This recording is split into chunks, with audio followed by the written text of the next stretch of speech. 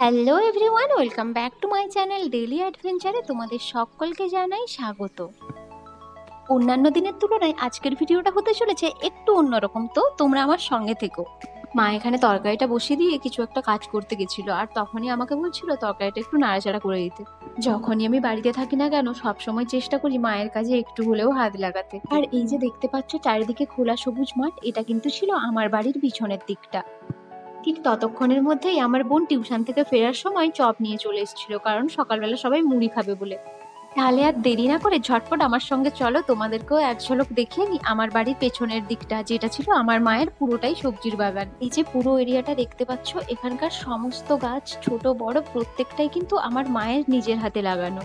এই ছোটবেলা থেকেই দেখে আসছি গাছের প্রতি মায়ের একটা আলাদাই টান, আলাদাই দুর্বলতা। সেটা ফুলের গাছ হোক বা ফলের গাছ বা সবজির গাছ, যে কোনো গাছের প্রতি মা বরাবরই দুর্বল। সত্যি কথা বলতে আমার মা বলে বলছি না, মায়ের হাতে লাগানো প্রত্যেকটা গাছেই কিন্তু খুব ভালো ফলন হয় আর গ্রো আপও অনেক তাড়াতাড়ি হয়। আমাদের এদিকে এই টাইমে কিন্তু বাঁদরের খুব উৎপাত থাকে, একটা ফলও গাছে থাকতে দেয় না। তাই মা এখানে জাল দিয়ে সব ফলগুলোকে ঢেকে রাখছিল, আর ওইটাই এখানে আমাকে বলছিল যে বাঁদর যদি দেখতে পায় তাহলে একটা ফলও আর বাড়িতে যাবে না। এই যে এটা দেখতে পাচ্ছ, এটা কিন্তু ছিল জামরুল গাছ, প্রায় বছর দুয়েক আগে লাগানো। এবছর দেরিতে ফুল এসেছিল বলে তেমন ফল হয়নি, তবে গাছ যে হারে বৃদ্ধি পেয়েছে পরের বছর কিন্তু অনেক ফলন হবে। যেটা দেখছো এটা ছিল কিন্তু মৌসাম্বি লেবুর গাছ, আর ওর সাইডেই আছে কমলা লেবুর গাছ।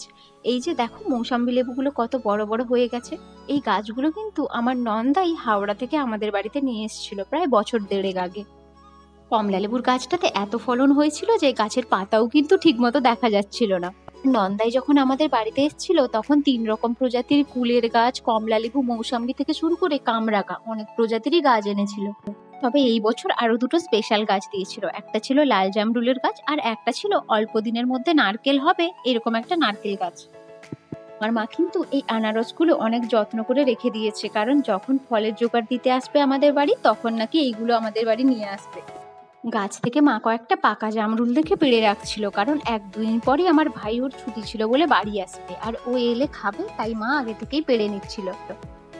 ওর ভাইও কিন্তু ফলের গাছ লাগাতে খুব ভালোবাসে। এই যে আখের বাগানটা দেখতে পাচ্ছ, এটা পুরোটাই আমার ভাইয়ের লাগানো। এই আখগুলো যে কি পরিমাণ মিষ্টি, যারা যারা খেয়েছে তারা নিশ্চয়ই জানে। আমাদের বাড়ির কাছাকাছি প্রায় সবাই এই আখগুলো খেয়েছিল। এখন কয়েকদিন আগে আমাদের বাড়ি এসেছিল, তখন ওই আখগুলো নিয়ে এসেছিল, সবাই খেয়েও কিন্তু খুব মিষ্টি আছে বলছিল।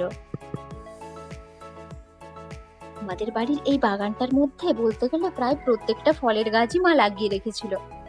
যে সবেদা গাছটা উপরে উঠিয়ে রাখছে, ওই সবেদা গাছটাতে কিন্তু এখনো ফল ধরেনি, কারণ গাছটা খুব ছোট ছিল, তো তাই।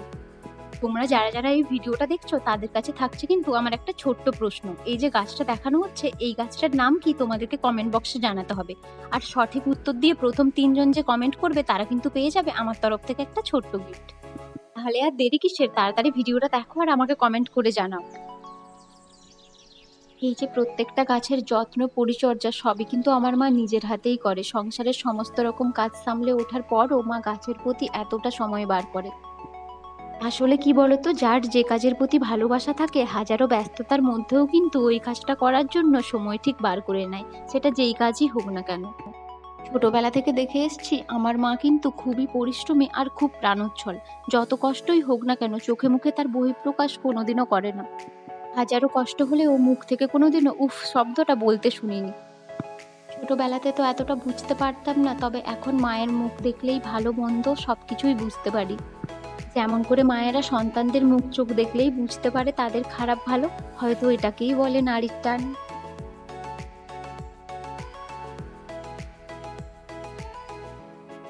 মা সারাদিন যতই কাজ করুক না কেন বা যতই ব্যস্ত থাকুক না কেন, দিনে একবার হলেও একবার এই বাগানটাতে গিয়ে কিছুক্ষণ সময় কাটিয়ে আসে। এমনিও মাকে বলতে শুনেছি, মায়ের যখন মন ভালো থাকে না বা কোনো কাজ থাকে না, তখনও কিন্তু মা বিকেলের দিকে এই জায়গাটাতে বসে নিজের সাথে সময় কাটায়। আর আমিও যখন বাড়িতে থাকি তখন এই বিকেল বেলার দিকটা মায়ের সঙ্গে চলে যাই সবজির বাগানে, ওখানে বসে দুজনে মিলে গল্প করি। এই যে দেখতে পাচ্ছ, এগুলো কিন্তু ছিল খসলা শাক। আমাদের মেদিনীপুরের দিকে এই শাকটা খুব পাওয়া যায়। মায়ের এই বাগানটায় মা সবসময় চেষ্টা করে সব রকমের সবজির গাছ যেন লাগিয়ে রাখতে পারে। বরাবরই আমাদের বাড়িতে বাজার থেকে কেনা সবজি খাওয়া হয় না বললেই চলে। এই সময় ওয়েদারের অবস্থা হঠাৎ হঠাৎ করে চেঞ্জ হয়ে যায়। এই দেখো একটু আগেই কেমন রোদ ঝলমল ছিল, আবার হঠাৎ করেই মেঘ উঠে গেল। নিমেষের মধ্যেই চারিদিকটা অন্ধকার হয়ে কেমন ঝড় উঠতে শুরু হয়ে গেল। আর তখন আকাশের অবস্থা এতটা ভয়ঙ্কর সুন্দর লাগছিল, আমি আর ভিডিও না করে থাকতে পারলাম না। এই যে গাছগুলো দেখতে পাচ্ছ, এগুলো কিন্তু ছিল ওলের গাছ। ছোট বড় মিলেই মা কিন্তু অনেকগুলো ওলের গাছও লাগিয়েছিল। আর এই যে চারিদিকে তাকালেই ধুধু সবুজ মাঠ দেখতে পাচ্ছ, ওগুলোতে কিন্তু বাদাম চাষ করা হয়েছে। আমাদের বাড়ির এই দিকটাই বাদাম চাষ খুব হয়, আর প্রত্যেক বছরের থেকে এবছর অনেক বেশিও চাষ হয়েছিল। আমাদের বাড়িতেও প্রত্যেক বছর বাদাম চাষ করা হয়, আর এবছরও হয়েছে। আর ঠিক ততক্ষণের মধ্যে আকাশটা কিন্তু পুরো কালো হয়ে গেছিল, আর ঝড়ও ওঠা প্রায় শুরু করে দিয়েছে। যদিও বা মা আমাকে তাড়াতাড়ি চলে আসতে বলছিল, কিন্তু ওই দৃশ্যটা দেখতে এত ভালো লাগছিল, তাই একটু দাঁড়িয়ে দেখছিলাম আর কি। তোমরা যদি কখনো ফাঁকা মাঠে থাকো আর সেই সময় ঝড় বৃষ্টি বা বজ্রপাত শুরু হয়ে যায়, সঙ্গে সঙ্গে কিন্তু 1 মিনিট দেরি না করে বাড়ি চলে আসবে। কারণ খোলা আকাশের নিচে বা ফাঁকা মাঠে কিন্তু বজ্রপাত সবসময় তাড়াতাড়ি পড়ে, আর বিভিন্ন রকম দুর্ঘটনা ঘটতে থাকে। চলো তোমাদেরকে একটা নতুন জিনিস দেখাই। এই যে বস্তাগুলোর মধ্যে দেখতে পাচ্ছ, এগুলোর মধ্যে কিন্তু ছিল আদা। আমার মা সারা বছরের আদা কিন্তু এভাবেই লাগায়। তোমাদের কিছুক্ষণ আগে যে নারকেল গাছটা বলছিলাম অল্প দিনের মধ্যে নারকেল হবে, সেটা ছিল কিন্তু এই গাছটা।